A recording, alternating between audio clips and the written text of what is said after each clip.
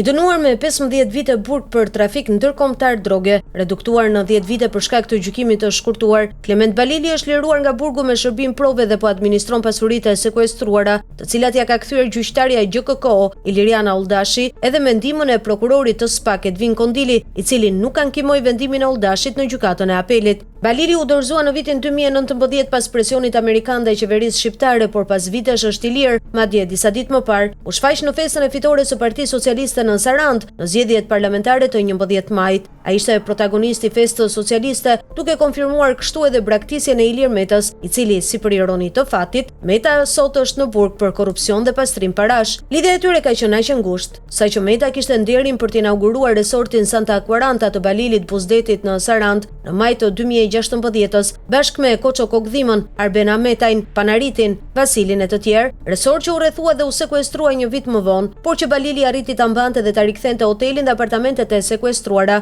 Një histori kjo korrupsioni më vete. Në nëntor të vitit 2017, 10 forca policore rrethuan me buj resortin Santa Quaranta Buzdetit të Sarandës, në zbatim të një vendimi sekuestrimi të bazuar në ligjin antimafia, i shtrirë në rreth 30.000 metra katror. Resorti që kishte shërbyer si kamp i pushimit të punëtorëve gjatë regjimit komunist, administrohej nga Bashkim Balili, vëllai i madh i Klement Balilit, i njohur si Escobari i Ballkanit, dhe i dënuar me 10 vjet burg në vitin 2019 për trafik ndërkombëtar narkotikësh. Pas sekuestrimit të resortit Santa Quaranta, shërbeu si aset i çmuar për Agjencinë e Administrimit të Pronave të Sekuestruara dhe Konfiskuara, AAPSK, në gjenerimin e të ardhurave, por 8 vjet më pas, resorti është rikthyer pronarit të mëparshëm, Bashkim Balili, ndërsa AAPSK ndodhet në një proces gjyqësor për të përcaktuar se cila do të jetë pjesa e vet takuese prej 40% e godinës. Pronari real është pikërisht Klement Balili. Rikthimi i resortit në duart e familjes Balili u mundsua nga një vendim i gjykatës së posaçme kundër korrupsionit dhe krimit të organizuar i shtatorit 2020, konkretisht nga gjyqtarja Iliriana Ulldashi,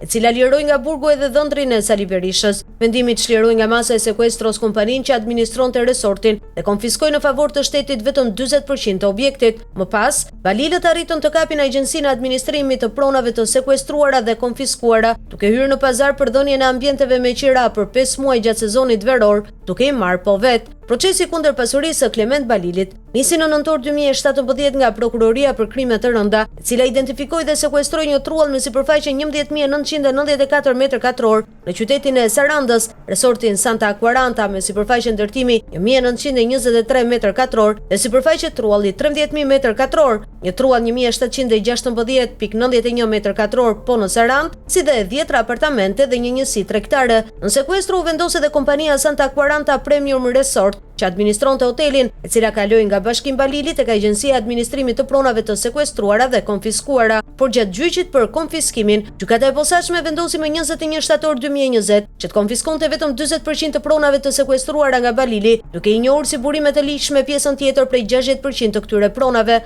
Prokurori i çështjes Ened Nakuçi kërkoi konfiskimin e plotë të resortit Santa Quaranta dhe trojeve që ai disponon, ndërsa për apartamentet kërkoi revokimin e masës së sekuestros, ndërsa avokati i vëllezërve Balili, Sokol Hazizaj, kërkoi rrëzimin e kërkesës së prokurorit për konfiskimin e Santa Quaranta, ndërsa shprehu dakordsi për revokimin e masës nga apartamentet. Gjyqtarja Iliriana Ulldashi e gjykatës së posaçme nuk i dha të drejtë asnjërs prej palëve dhe bëri një vlerësim të ndryshëm prej tyre. Klement Balili rezultonte si person i jetuar në vitin 2005 nga ish Prokuroria për krime të rënda për veprën penale trafikimi lëndëve narkotike kryer në bashkëpunim, por procedimi është pushuar në janar të vitit 2007 për pamjaftueshmërinë e provave. Sipas vendimit të gjyqtares Ulldashi, data e ndalimit të parë të Balilit më 16 korrik 2006 është marrë si indicie për fshirjes së tij në veprimtari kriminale të krimit të organizuar. Për këtë arsye, gjykata i ngarkoi vëllezërve Balili barr prove për të vërtetuar ligjshmërinë e burimeve të pasurisë pas datës 16 korrik 2006. Bazuar në këtë arsyetim, Ulldashi ka çmuar se prej vitit 2006, resortit Santa Quaranta dhe pasurive të tjera u janë bashkangjitur pasuri të paligjshme që dyshohet se rrjedhin nga aktiviteti kriminal në masën 40% të vlerës totale të tyre.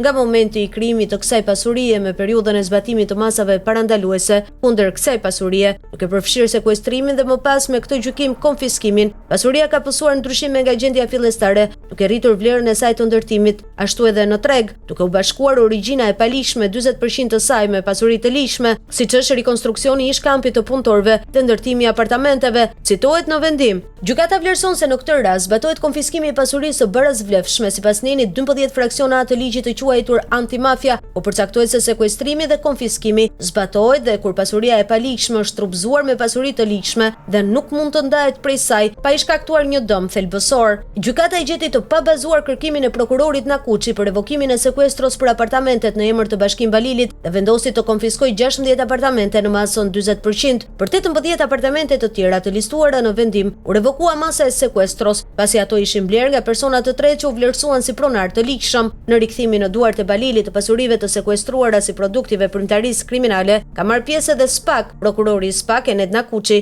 kërkoi në GKK sekuestrimin e plotë të pasurive të Balilit, por Nakuçi nuk ushtroi ankim ndaj vendimit të gjyqtares Iliriana Udashi, e cila i riktheu Balilit pasuritë e sekuestruara. Duket se mes GKK dhe SPAK ka pasur një dakordsi për këtë vendimarrje, shkruan Propaskena. Një ankim i bërë nga vëllezërit Balili u tërhoq më vonë në gjykatën e apelit, duke lënë në fuqi vendimin e shkallës së parë që njohë si të likshme 60% të resortit dhe trullit të tij.